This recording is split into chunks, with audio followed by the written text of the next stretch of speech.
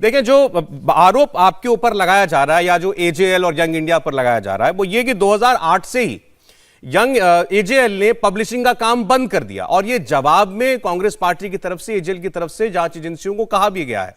अब उसके बाद एजेंसियां ये कहती हैं कि अब तो आप रियल एस्टेट के बिजनेस में, तस्वीरें हम दिखाएंगे, अभी लगातार हमने आज सुबह से अपने रिपोर्टर्स को भेज करके दिखाया भी, मुंबई में बाकायदा हेरल्ड का हाउस के बाहर जो है इश्तिहार छपा हुआ है कि लीज पर आप ऑफिस स्पेस यहां पर ले लीजिए। बाकायदा मार्केटिंग कंपनी को उसका काम दिया गया। हम वहां पहुंचे तो वो जो चस्पा किया हुआ था पोस्टर, वो वहां से हटाने लगे, बोलने लगे हम तो वेंडर हैं, हमें कहा गया इसको हटा लो। हमने भोपाल में जाकर के देखा दर्जनों दुकानें बेच दी गई हैं। विशाल मेगा मार्ट चलता है उस जगह पर जो पब्लिशिंग हाउस के नाम पर जमीन एजेएल को दी गई थी। लखनऊ के अंदर बियर की दुकान चल रही है, और दिल्ली में तो कल ही जो कार्रवाई ईडी ने की है वो आपके सामने है। तो पहले इसका जवाब दीजिए, जो जगह अखबार चलाने के लिए, पब्लिशिंग के लिए थी, वो क्या दुकानों के लिए, मॉल के लिए दी जा सकती है? सौरभ जी, मुझे लगता है कि आपको जानकारी पूरी नहीं रही। जहां पे नेशनल हेरल्ड का ऑफिस है, इस जगह को कहते हैं बहादुर शाह जफर मार्ग।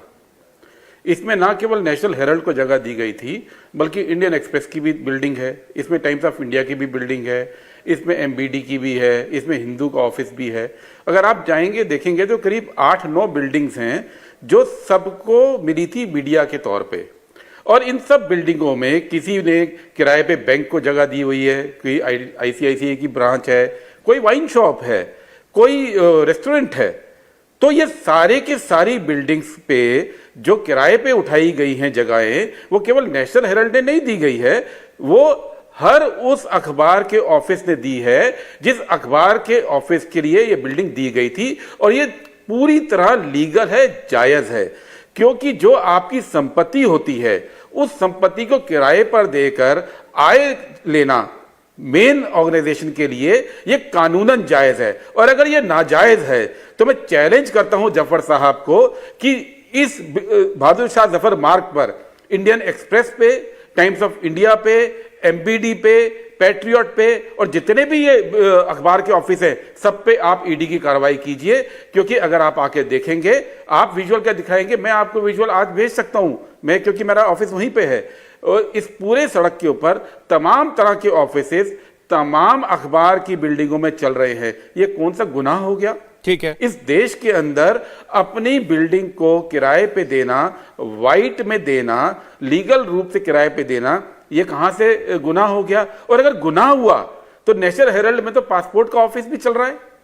8 साल से मोदी सरकार देश में राज कर रही है, तो क्या 8 साल से वो भी एक अनैतिक और भ्रष्ट कार्य कर रहे हैं? 8 साल से उन्होंने पासपोर्ट का ऑफिस क्यों नहीं हटाया नेशनल हेरल्ड से?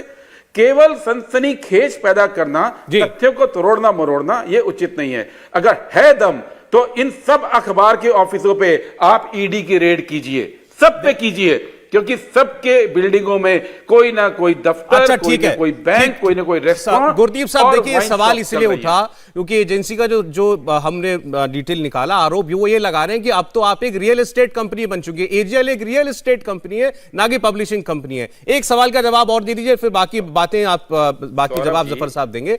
आपने कहा किराए पर दे सकते हैं, क्या बेच भी सकते हैं?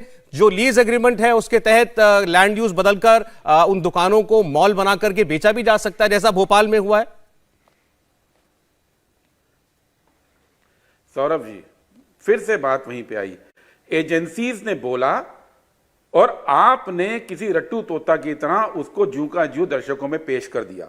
मीडिया की जिम्मेदारी थी। नहीं सप्पल साहब, देखते थोड़े, एक तो मुझे एतराज है आपकी भाषा पर। एक सेकंड, मैंने एजेंसी की बात, मैंने एजेंसी का सवाल आपसे पूछा ना, मैंने एजेंसी का सवाल जाकर के इनको, नहीं, आप गलत भाषा बोलेंगे तो मैं टोकूंगा आपको। ये रत्तू तोता कुछ नहीं होता सर। आप जवाब दे रहे हैं सरकार की एजेंसियों को, मुझे नहीं।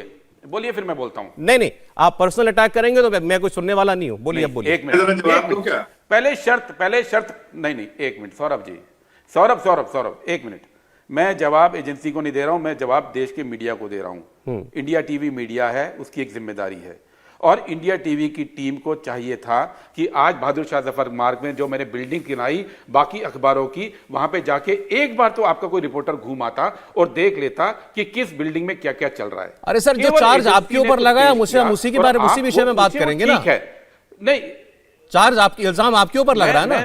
आप कीजिए, लेकिन आप जनता को यह भी बताएंगे सौरभ जी, ना मीडिया की जिम्मेदारी, भोपाल में आपके ऊपर केस चल रहा है कि नहीं चल रहा है, पड़ताल करना है। भोपाल में केस चल रहा है कि नहीं चल रहा है आपके ऊपर, मैं पड़ताल करके बता रहा हूं। इसलिए मिला है, अब उस पे भी आता हूं। हाँ, अब उस पे भी आता हूं। भोपाल में केवल हमारी नहीं, भोपाल में एक बहुत बड़ा हिंदी अखबार समूह है, उसका भी जगह पे मॉल खुला है। भोपाल का सबसे बड़ा मॉल है, वो कैसे खुला है? उस पे क्यों नहीं ईडी की कार्रवाई हो रही है? आप पूछिए तो सही। आप पूछते नहीं है जनता की सवाल, सरकार से। प्रॉब्लम ये है आप विपक्ष से सवाल दोहराते हैं। अरे साहब, आपके ऊपर, अरे आप सपल साहब एक बात मुझे बता दीजिए, एक बात मुझे बता दीजिए। कार्रवाई आपके ऊपर चल रही है, समूह का है। नहीं, कार्रवाई आपके ऊपर चल रही है, एजेंसियां आपकी जांच कर रही है, दफ्तर आपके सील हो रहे हैं, तो मैं किससे सवाल पूछूं? आपसे नहीं पूछूं तो आप सफाई देंगे ना? कौन सफाई देगा? कांग्रेस पार्टी सफाई देगी या कोई और सफाई देगा इस पर? नहीं, सफाई नहीं दूंगा। सुनिए, फिर सफाई नहीं दूंगा। मैं ये बात कहूंगा कि कांग्रेस पार्टी को आपने सिंगल आउट करके उस चीज को गलत बताने की कोशिश की है ईडी ने, जिस चीज को देश का हर मीडिया समूह कर रहा है, और उसको ईडी और सरकार जायज मान रही है। लेकिन जो जायज चीज है वो जायज है, उसमें कोई गलत नहीं है। आप उसी को भ्रष्टाचार का रूप बना के ईडी पेश करेगी तो मैं तो उसका जवाब दूंगा आपको। दीजिए, बिल्कुल दीजिए। अब आप सही बोले ना, ईडी के आरोप का जवाब आप दे रहे हैं। इंडिया टीवी हर वक्त हर जगह डाउनलोड करने के लिए सर्च करें India TV news Google play store या ऐप स्टोर पर।